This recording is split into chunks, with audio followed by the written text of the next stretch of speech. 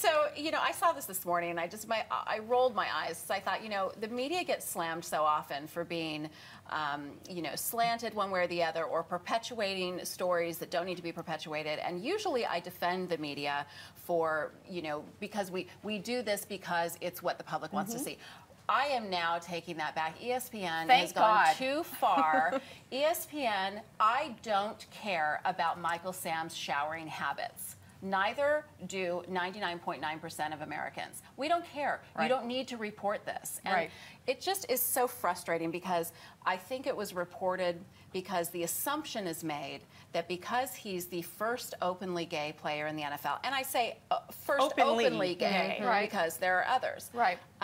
Because he's openly gay, that somehow his time in the shower is spent, you know, checking out other men's packages. And it is so ignorant and so ridiculous that that assumption is made, and then ESPN of all places reports on it when they should be sticking to, you know, Lisa, football. I appreciate you saying that, because that was my point in May. It was about ESPN. About ESPN going. It was about ESPN putting out too much. That was my personal opinion. Well, they showed a kiss. And they show a lot of kisses, but this is like perpetuating the stereotype of why people should be afraid of having a gay football player in the locker room. And when I heard this, I'm like, this is the most ridiculous thing. Shame on ESPN.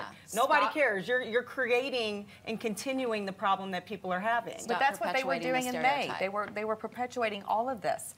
It's ESPN. Well, not so much a stereotype as I see what you're saying. It's They're reporting on this story, and you know, whether or not they should have shown the kiss, we don't have to rehash. But with this particular story, they had one mission there and one mission only, and it's, well, we're going to report on what the gays are doing in the locker room. And really, ESPN, come on now. It's the same thing they were doing all across the board. The story that we didn't talk about the other day was Michael Sam sacking Johnny Manziel. Which, for me, like, I heard that and I just thought, gosh, I wish I would have seen that. Oh, it was can so you awesome. imagine? It Johnny was so Manziel, awesome. and I said this before, I think the kid's a punk. You know, I do. I don't like the way he acts. His flipping off the camera, all his antics.